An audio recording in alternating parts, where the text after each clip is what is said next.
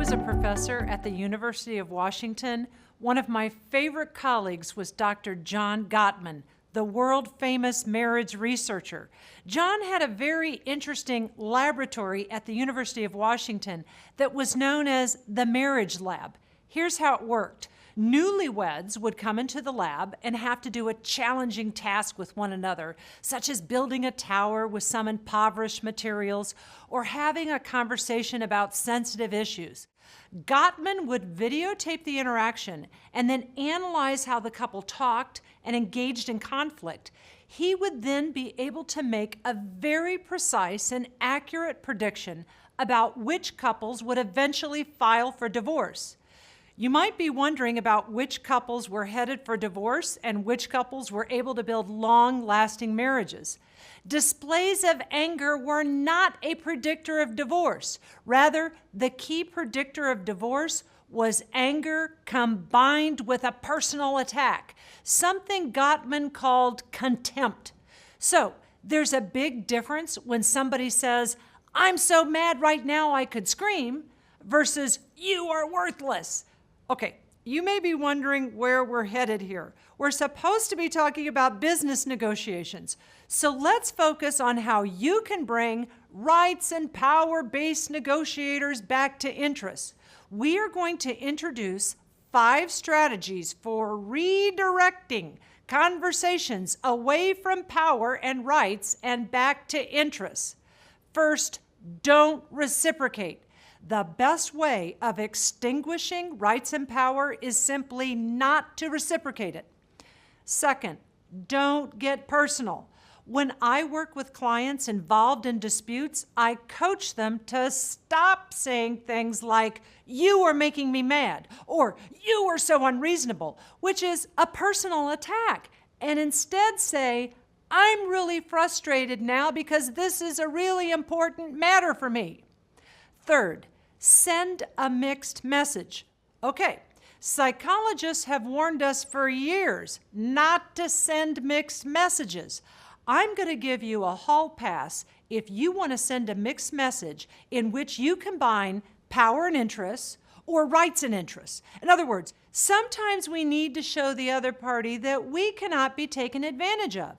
In this case, you could combine power and interests by saying, "Look, I'm sure that my senior management team would love to get involved in this matter, but I'm more inclined to work this out with you one-on-one."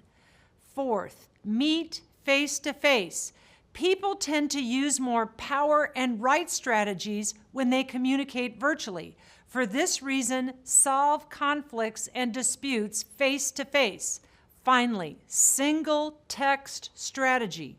In the single text strategy, you move away from hurling words across the table to writing proposals on a flip chart, notebook, or blackboard. You can make some proposals and then invite the other party to edit. During this critical period, set aside questions of accept versus reject and instead focus on rank ordering. Okay. I bet some of you are thinking, nice guys finish last, and if I never use power or rights, then I lose credibility. I hear you, and I want each of you to be trilingual, meaning I want you to be able to use all 3 strategies at the right time. Let's review 3 conditions under which using rights or power is warranted.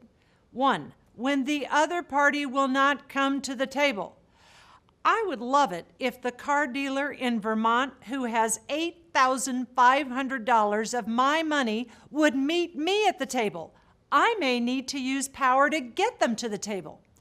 2, when you have exhausted all of your options, you've tried using the single text strategy, mixed motive strategy, meeting face-to-face, and still you are stuck. At this point, you might need to say something like, "Look, I'm running out of optimism here. My goal is to settle this, but I fear that I might need to seek legal counsel. Do you have any more ideas?" Third, when the other party is not taking you seriously. Sometimes you need to flex a muscle for the other party to take you seriously. Okay, Let's sum up. When we are in conflict, we get emotional and we're likely to use power or rights. This can quickly escalate. There is a time to use rights and power and a way to use power.